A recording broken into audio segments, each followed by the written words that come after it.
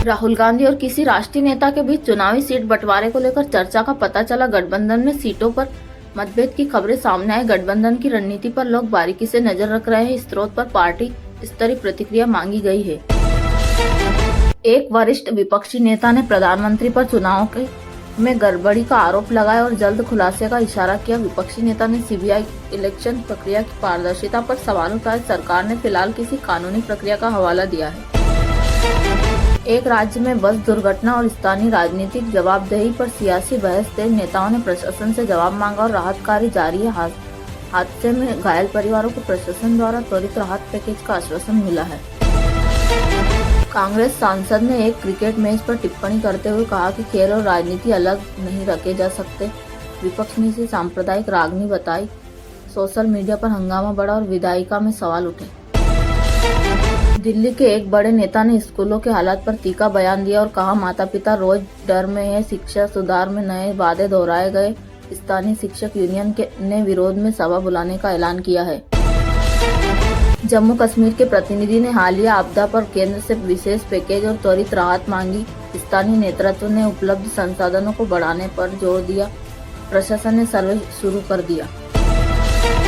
अमेरिकी H-1B visa शुल्क बढ़ाने पर कांग्रेस के नेताओं ने केंद्र की विदेश नीति और प्रवासी भारतीयों के हक पर सवाल उठाए। नौकरी और प्रवासन नीति पर राजनीति गर्म रही है। एक उत्तर प्रदेश दल के नेता ने राज्य सरकार पर तीखा हमला किया और आरोप लगाया कि सरकारी नीति आमजन के हित में नहीं है। स्थानीय चुनावी माहौल में बयान अहम माने जा रहे हैं। सपा नेता ने फिल्म संदर्भ में राजनीतिक एजेंडा को लेकर बयान दिया। संस्कृति और सिनेमा पर राजनीतिक बहस बढ़ी। फिल्म जगत और राजनेताओं के बीच जुड़ाव पर टिप्पणी हुई। सांसद ने अंतर्राष्ट्रीय मामले पर केंद्र से कड़ा रुख अपनाने की मांग की और विदेश नीति में साफ नीति का नारा लगाया। विदेश मामले पर विपक्ष और सरकार के बीच बहस जारी।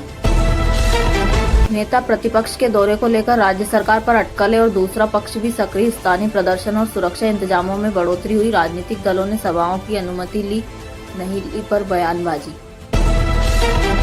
संसद विधायी स्तर पर एक संसदीय मुद्दे वोट गणना मतगणना प्रक्रिया को लेकर हंगामा। विपक्ष ने चुनाव आयोग की प्रक्रिया पर सवाल उठाए। सरकारी पक्ष ने कानूनी प्रक्रिया का बचाव किया।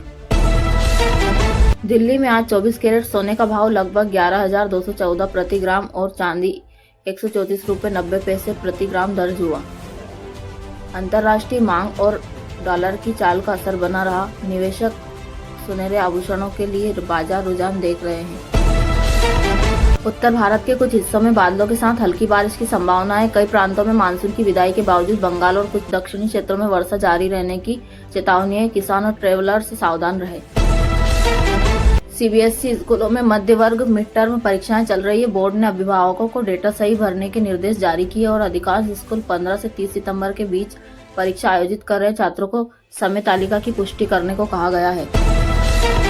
नोएडा में डेंगू के केस 300 पार कर गए। कई शहरों में सर्दियों से पहले एडीज नियंत्रण और अस्पतालों की तैयारी पर जोर दिया जा रहा है। मणिपुर जम्मू कश्मीर में दर्ज मामलों की रिपोर्ट आई है। स्वास्थ्य विभाग सतर्क।